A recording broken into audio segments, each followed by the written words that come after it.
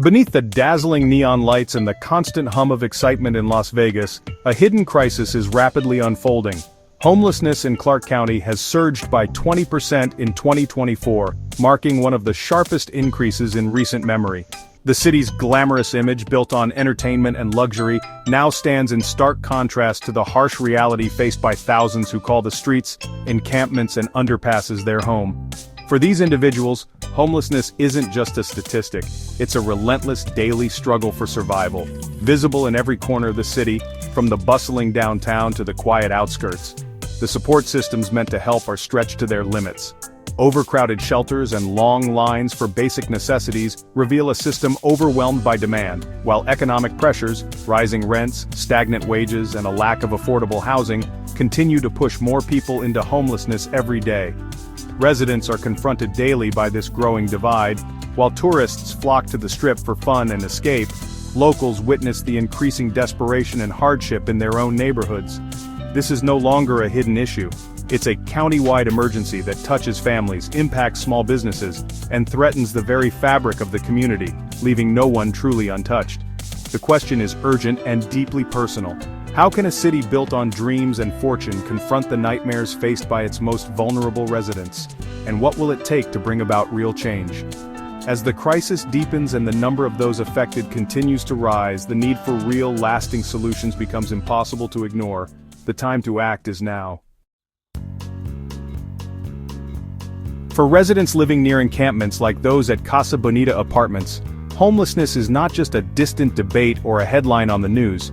It's a daily reality that shapes their lives in profound ways.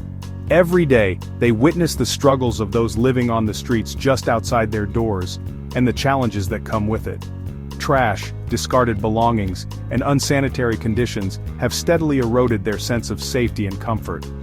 Sidewalks once used for walking children to school are now littered with debris, making simple routines feel risky. Incidents like a 3 a.m. dumpster fire, which sent smoke billowing through the neighborhood, highlight the dangers and constant anxiety that residents face. Emergency sirens in the night have become all too familiar. Families worry for their children. Parents are forced to explain difficult realities to young kids and wonder if it's safe to let them play outside. Business owners fear for their livelihoods as customers avoid the area and vandalism or theft becomes more common. The economic toll is felt alongside the emotional strain. Compassion for the unhoused is strained by the direct impact on daily life. Neighbors who once volunteered now feel overwhelmed, caught between empathy and frustration. Residents feel abandoned by city leaders and demand decisive action, not just encampment sweeps but real solutions that address the root causes and offer hope for everyone. The social contract feels broken, fueling calls for aggressive new policies and a renewed sense of accountability from those in power. As frustration mounts, the community's plea is clear: restore order, protect families, and provide meaningful help to those in need. Their voices are growing louder, amplifying the demand for a different, more effective approach, one that brings real change and restores hope to the entire neighborhood.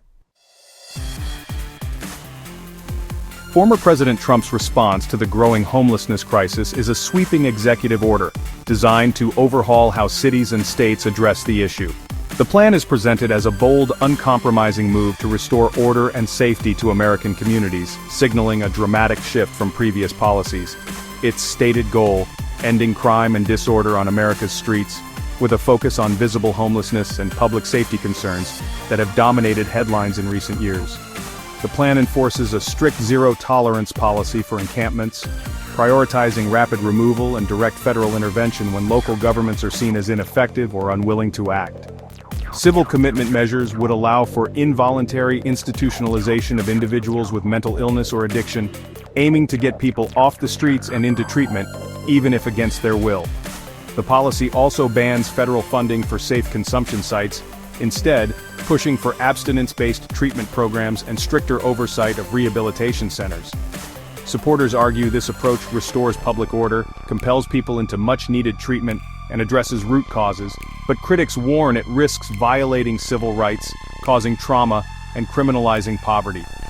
If enacted, cities like Las Vegas could see large-scale sweeps, forced relocations, and mandatory placements, shifting the response from voluntary help to government-mandated action. The debate remains: Does this approach truly solve the homelessness crisis, or does it simply push the problem out of sight, raising new questions about justice and compassion? Experts say Las Vegas's homelessness crisis is less about resources and more about failed leadership and strategy. Robert Marbut, former federal homelessness czar, calls past efforts gimmicks that ignore root causes like addiction and mental illness. Despite increased funding, the problem has worsened, pointing to a lack of unified vision and political will. Agencies work in silos with competing philosophies and no cohesive plan. Public frustration grows as millions are spent with little progress, opening the door for more aggressive, controversial proposals. The real challenge: finding the courage and consensus to implement a plan that actually works. Over 26,000 evictions in Clark County this year reveal a housing market on the brink, fueling the homelessness crisis. Prevention is key. Expand affordable housing, strengthen tenant protections, and provide legal aid to keep people in their homes. Addressing mental health and addiction is essential. Invest in outreach, treatment beds, and compassionate care. Integrate health services with housing for a holistic approach. Real progress demands unified action from government, private, and nonprofit sectors. Evidence-based solutions, not politics, must guide the response. Only then can Las Vegas offer hope and stability to all its residents, not just the lucky few.